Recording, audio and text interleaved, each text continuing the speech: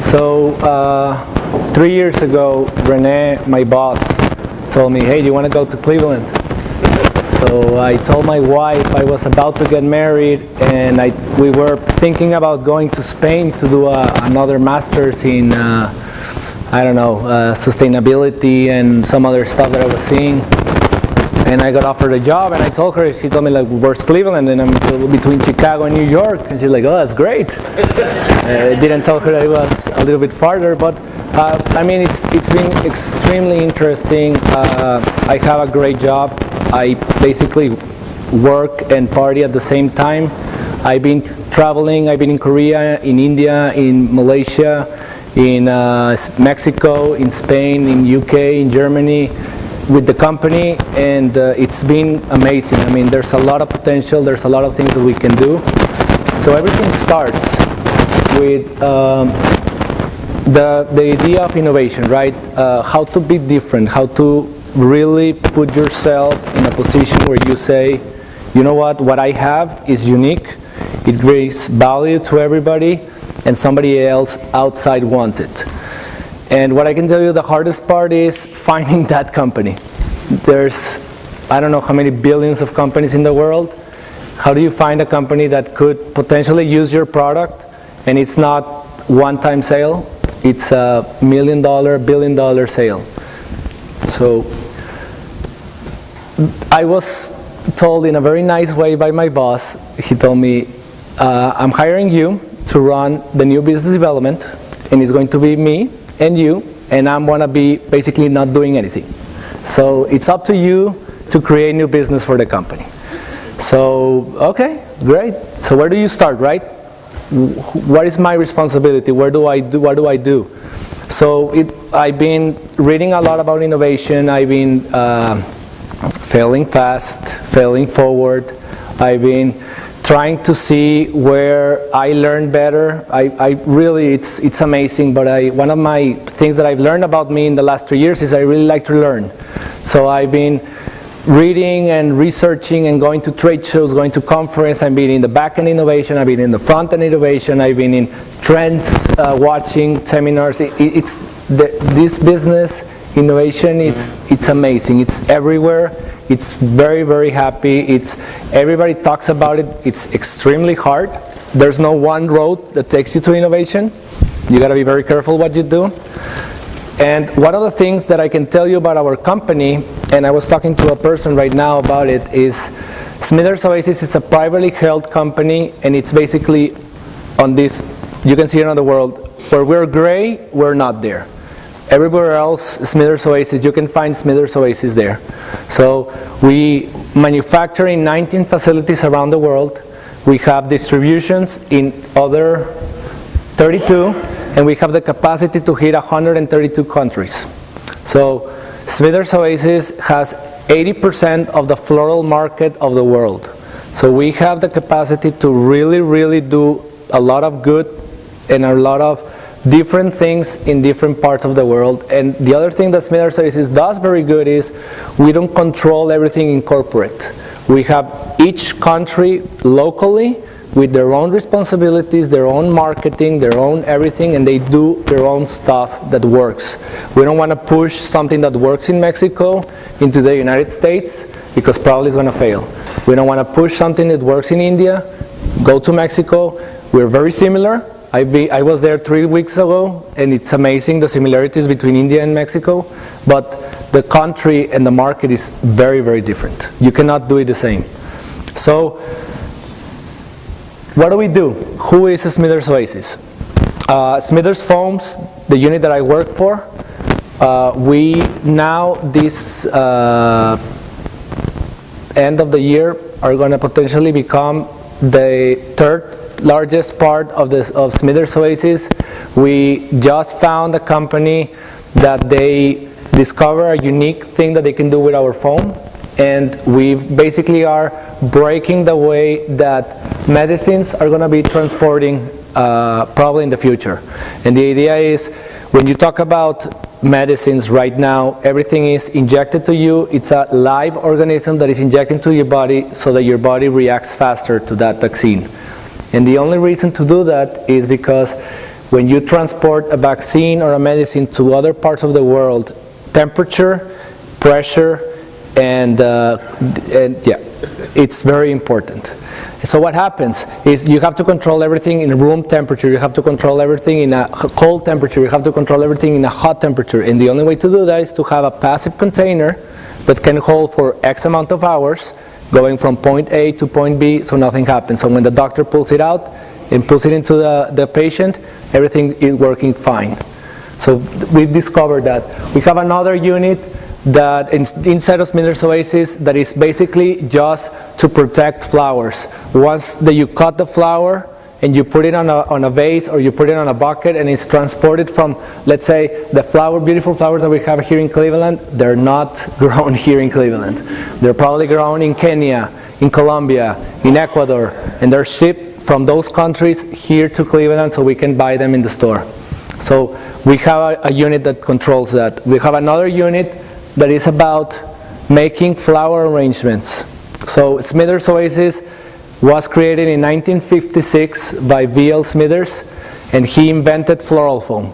The green foam that you probably do not see when you see a flower arrangement, that was invented in 1956 by a guy in the lab that made a mistake, and he took it home and told his wife, I think I found something, but I don't know what it is. And the wife said, okay, so what do you want to do? I want to quit my job, create a patent, and take it into the market. And what are you going to use it for? I don't know. And she said, okay. So he convinced his 3 sons. They started Smithers Oasis Company in Kent, Ohio. And the reason that they started the company was because V.L. Smithers' wife was a florist. And she told him, hey, if you're able to hold flower life, you probably have the best product that exists in the market. 60 years later, it's a big company. And it all started with one idea and an art. So it's very, very funny how things work in a certain way. And the last part, we have a growing media. That's our doctor in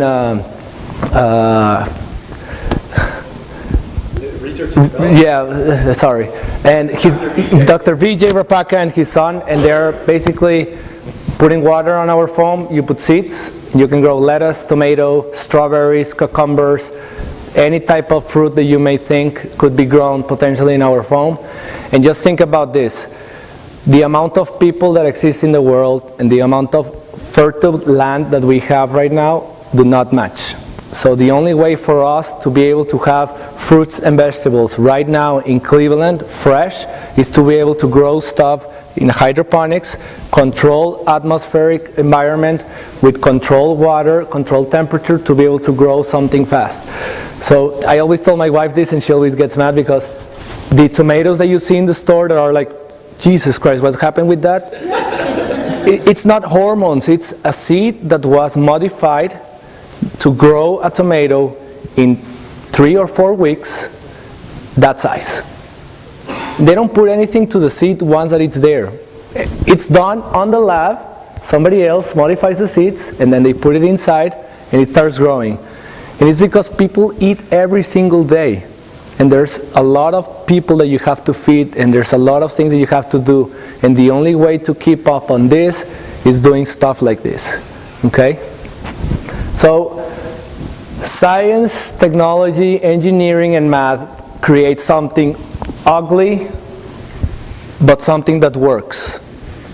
Nobody's going to buy something that looks gray, that looks like that in a microscope, and say, yeah, okay, that sounds okay, but what do I do it? What do I use it for? If you see our product that comes out of the line, and the way that we treat everything to look at that, the way that we have it at the end, there's a lot of handwork and labor done to it. And the reason is because when it's done, it's like a bread. You have a crust. And it looks ugly. And you have to cut it down to be able to find the core, to be able to find the good foam, to be able to use it in a correct way. So, I did put something in the top that says Smithers foams plus STEM plus art creates a unique type of foam. Okay, so Bowling Green here in Cleveland called me 2 years ago and asked if I could donate product because they were going to Dubai to an art show, and they wanted to take our foam because a girl went to a doctor and had her impressions done on a foam that we made. And she was having special insoles done. And she found the foam to be so interesting, she had the doctor to please give her a foam by free. She took it back to the school, she showed it to the class, and everybody was amazed. They took it to Dubai, and they did impressions on different parts of the city, and then they took it to the gallery, and they put it on the ground, and they had an exhibition with our foam, with unique impressions of the city all around. It's very unique, it's very art form. You didn't bring that today? No, I didn't bring that today, sorry. And art gallery in Canada called me last year and asked me for, I don't know how many thousands of bricks, and I'm like, yeah, so what are you going to do with that? And they're like, well, we're going to do an art show, and we want your foam, we want to make walls, we want to make different cuts, we want to make different shapes, we want different sizes, can you do that? Yeah, okay. They had walls on the Galleria made with our foam. They had the people going into the Galleria with a pencil, and they can do whatever they wanted on the wall, and they could save that for a couple of weeks before they threw the wall away. Okay? We have unique forms that we can make, skulls, letters. My mom found this, took this photograph in Mexico. She was walking in the street in a place down south, and she found a big piece of foam, and she's like, what is that? She went, it's foam. She took a photograph. It's art, basically. It doesn't do anything, it's just art. But it's a very unique way to use something that was supposed to be for something else in a different way. Hydroponics. Imagine yourself having a tray. Instead of going to the store and buy your lettuce, you can have it in your house like a form of, I don't know, like a refrigerator. You open the cabinets and you have fresh lettuce there, grown by yourself. There's hydroponics. Now that space is becoming an issue, you can see hydroponic stores not only on the ground, but they're going each floor. Japan, they have the biggest hydroponic building. It's a building of the world. And they're all grown one tray by a tray. They have circles now.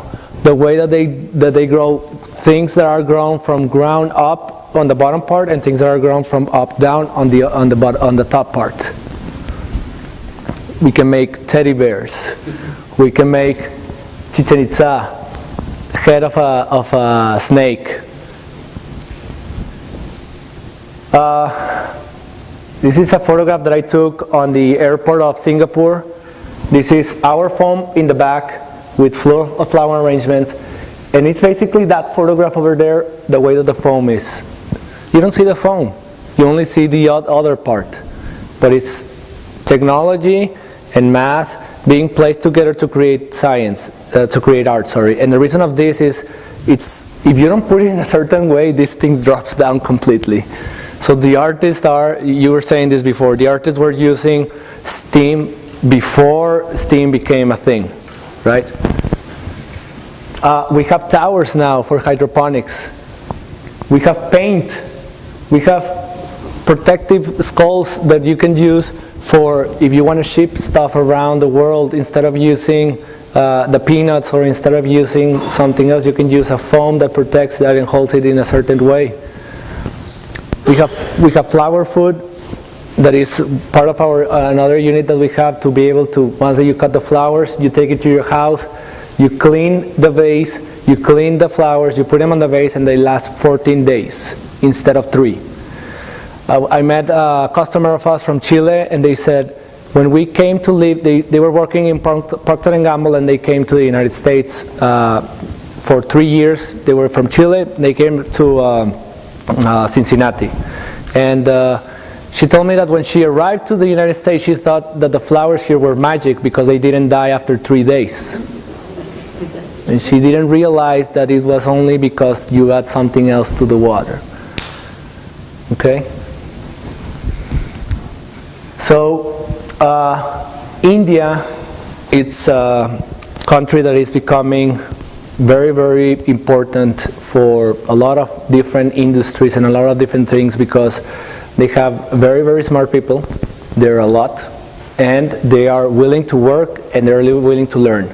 And one of the things that we found, they just bought a machine and they were doing the letters by hand. An operator was moving the letters by hand, and they had a machine there, but they didn't have the bridge connector between the machine and the computer, so they were doing everything. Why stop?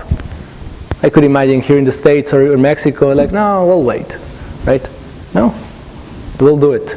This is a flower arrangement that was probably 1.5 meters high, and it was completely, and it was all down, and it had a big piece of foam on the back, just maintaining the flower life. We have the biofoam, which is the foam that was used for this girl in Ballgreen to do the impressions for special insoles. We have teddy bears that are, instead of doing it in a 3D form, you're doing a two-dimensional form, but instead of going like around it, you go up and down. So you create that, basically that form, but in 2D form. So it's very unique. We have our refrigerants. Instead of using gel packs, you use our foam. It's amazing. But there were two guys skiing. One, his father was working for Smithers Oasis. The other guy, his father was working for Omaha Steaks. Okay, and this guy told him, you know what? Where does your dad do? Oh, he sells foam. Oh, okay, unique. Where does your dad foam? He sells meat. Unique. They became very good friends. This guy goes and works with his father in the company of Omaha State, and this guy said, you know what? Let's do something different.